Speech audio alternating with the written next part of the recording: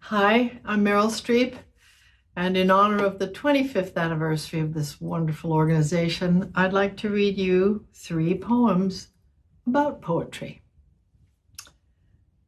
for the obvious reasons. The first is, that's my dog commenting on the reading, even before I've begun. The first is called Poetry by Marianne Moore.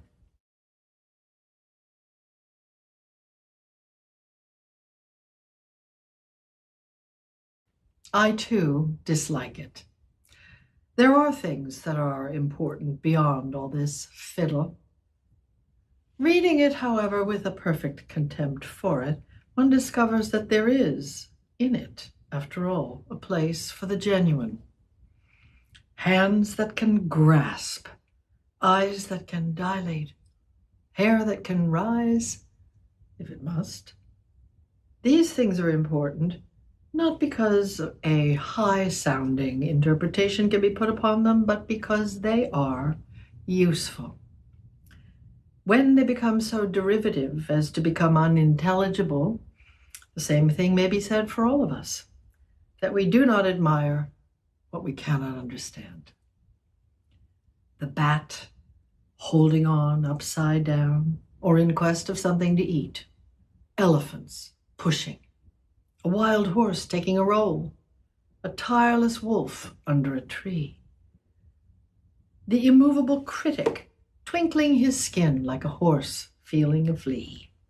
The baseball fan, the statistician, case after case could be cited, did one wish it. Nor is it valid to discriminate against business documents and school books. All these phenomena are important. One must make a distinction, however. When dragged into prominence by half poets, the result is not poetry.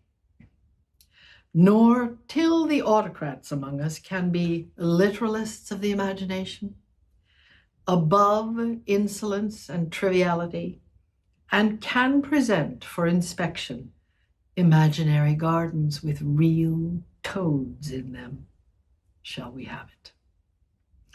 In the meantime, if you demand, on the one hand, in defiance of their opinion, the raw material of poetry in all its rawness, and that which is, on the other hand, genuine, then you are interested in poetry.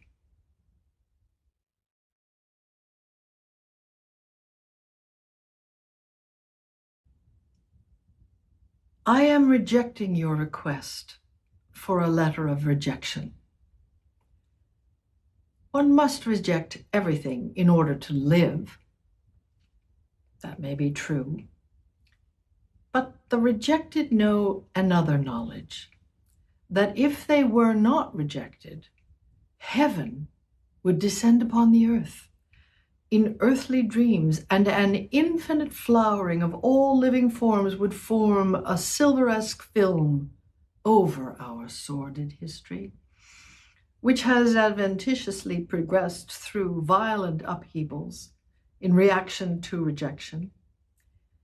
Without rejection, there would be no, as we know it, earth.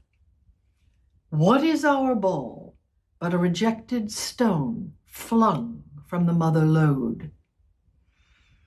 The rejected know that if they were non-rejected, a clear cerulean blue would be the result, an endless love, ever dissolving in more endless love. This is their secret, and none share it save them. They remain, therefore, the unbelieved. They remain the embodiment of heaven herself. Let others perpetuate life as we know it, that admixture, that amalgam, the happy, the sad, the profusion of all things under the sunny moon, existing in a delicate balance, such as it is. Alone, the rejected walk a straight path, They enter a straight gate. They see in their dreams what no one else can see. An end to all confusion, an end to all suffering, an Elysian mist of eternally good vapor. Forgive me if I have put your thoughts into words. It was the least I could do for such a comrade, whose orphaned sighs reach me in my squat hut.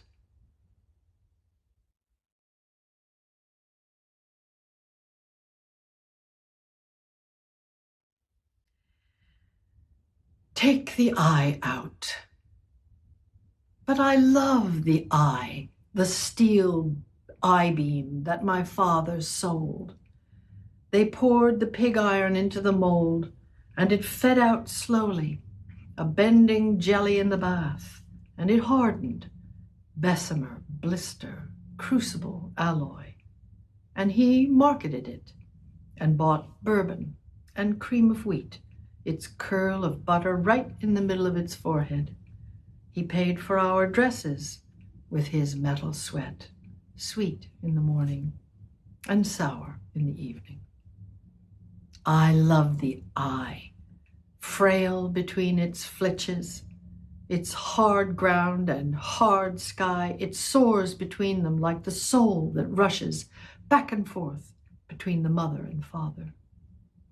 What if they had loved each other? How would it have felt to be the strut joining the floor and roof of the truss? I have seen on his shirt cardboard, years in her desk, the night they made me, the penciled slope of her temperature rising, and on the peak of the hill, first soldier to reach the crest, the Roman numeral 1. I. Girders of identity, head on, embedded in the poem. I love the I for its premise of existence. Our I. When I was born, part gelid, I lay with you on the cooling table. We were all there, a forest of felled iron. The I is a pine, resinous, flammable, root to crest, which throws its cones as far as it can in a fire. I said one wrong word. Crest should be crown. But I sort of like crest. My apologies to Sharon and my congratulations to the Academy.